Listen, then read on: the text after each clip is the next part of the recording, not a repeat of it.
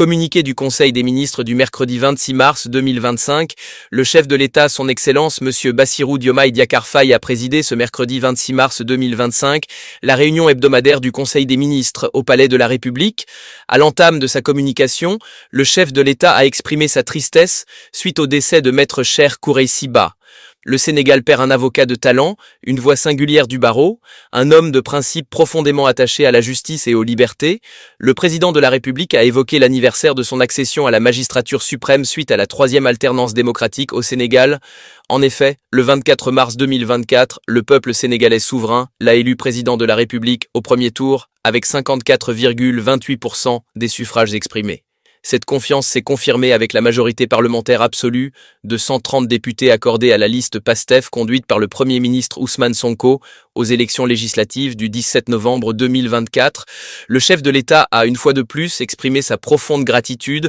au vaillant peuple sénégalais pour sa confiance et sa mobilisation permanente aux côtés du gouvernement afin d'asseoir dans la paix, la concorde nationale et le sens des responsabilités un Sénégal souverain, juste et prospère. Il a réitéré son engagement et celui du gouvernement, au moment où il entame la 2e année de son mandat, à ne ménager aucun effort pour accélérer les réformes, la reddition des comptes et le redressement du pays, mais surtout la relance des activités économiques et sociales conformément à l'agenda national de transformation lancé le 14 octobre 2024. Revenant sur les préparatifs de l'Eid al-Fitr qui marque la fin du mois béni de Ramadan, le président de la République a demandé au gouvernement, notamment aux ministres en charge de l'Intérieur, des forces armées, des transports terrestres et aériens, du commerce et des transports maritimes, de prendre toutes les dispositions adéquates en vue de l'approvisionnement correct des marchés, ainsi que du bon déroulement des célébrations de la fête de Korité sur l'ensemble du territoire national. Parlant du rapport annuel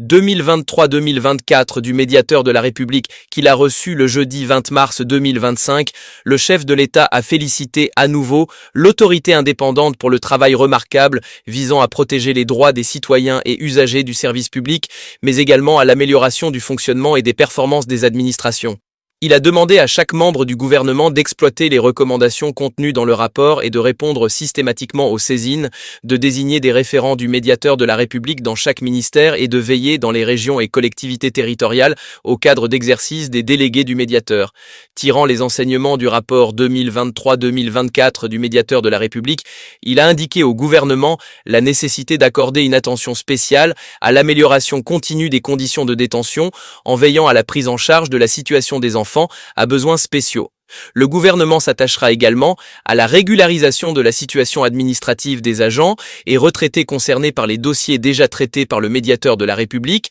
et au traitement diligent des réclamations relatives à l'amélioration de l'environnement institutionnel, économique et social de l'entreprise. Le président de la République a abordé la problématique de la gestion optimale du prochain hivernage qui appelle une anticipation, une préparation minutieuse et une organisation à toute épreuve. Il a demandé au ministre de l'Hydraulique et de l'Assainissement de prendre toutes les dispositions requises pour engager, sans délai, les opérations pré-hivernage sur l'étendue du territoire national. Il a rappelé l'importance de réaliser à temps les opérations préventives de curage des ouvrages d'assainissement sous le contrôle de l'ONAS, mais également de renforcer la mise en œuvre d'une démarche systémique de prévention et de gestion des inondations.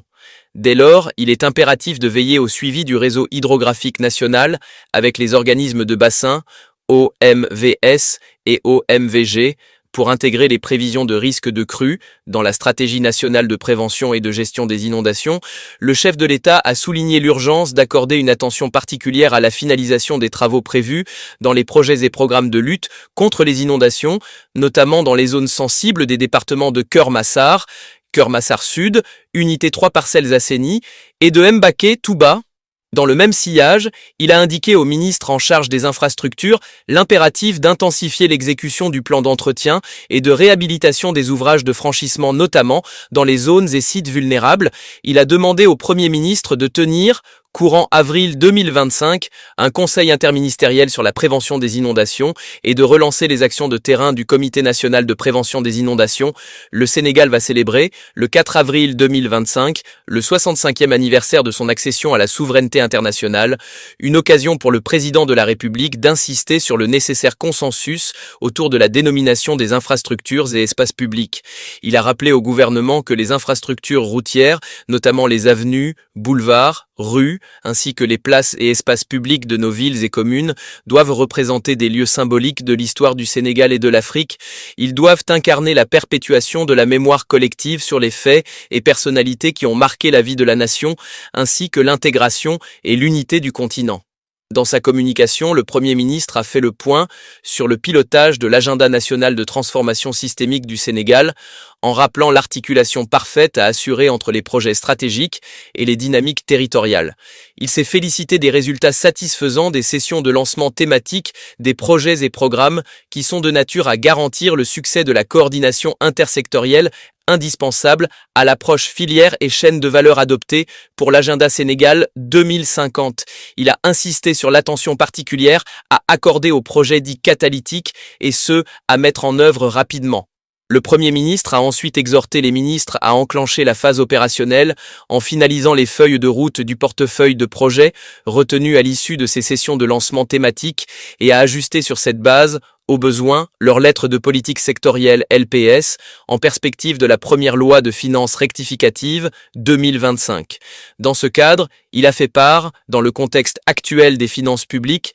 des arbitrages budgétaires qu'il soumettra au président de la République après concertation avec les ministres en charge du budget et de l'économie. Abordant le deuxième point de sa communication, le Premier ministre est revenu sur le contexte de la cérémonie de lancement simultané du programme d'appui aux acteurs de l'économie sociale et solidaire, Progress, et du programme de 1000 coopératives solidaires, PCS, qu'il a présidé. À cet égard, il a relevé le défi persistant de l'éradication de la pauvreté au Sénégal que l'agenda national de transformation ambitionne de réaliser. À l'appui des résultats de l'enquête harmonisée de la l'ANSD sur les conditions de vie des ménages entre 2019 et 2022 publiée l'année dernière, le Premier ministre a mis en exergue, outre l'augmentation du nombre de personnes vivant dans la pauvreté, un taux de pauvreté très élevé dans le monde rural ainsi qu'une forte corrélation avec notamment l'âge avancé, le niveau de revenus et les conditions d'accès aux services de base tels que la santé, l'eau potable, l'éducation et l'électricité. Fort de ce constat, le Premier ministre a demandé au ministre chargé du plan de faire procéder à la mise à jour de ces statistiques afin de disposer d'une situation de référence actualisée pour la gestion du pays. Il a également noté la nécessité de mettre en synergie les dispositifs de lutte contre la pauvreté pour créer un écosystème plus efficace dans la lutte contre la pauvreté. Dans cette perspective, il a décidé de mettre en place, sous la coordination de la primature, un cadre de concertation entre les ministres impliqués, notamment ceux en charge des solidarités, de la santé, de l'action sociale, de l'économie sociale et solidaire, de l'agriculture et de l'élevage. Il a souligné parmi les dossiers urgents à prendre en charge, celui de la gestion de la période de soudure dans le monde rural, y compris pour le cheptel, en demandant que des mesures précises lui soient soumises dans les plus brefs délais. Enfin, le Premier ministre a rappelé au ministre le strict respect des délais qu'il a fixés pour lui soumettre des propositions de mesures de rationalisation du train de vie de l'État. Il a également pris note des diligences en cours au niveau du ministère chargé des Finances en vue de recourir à la plateforme de paiement instantané en cours de mise en place par la BCEAO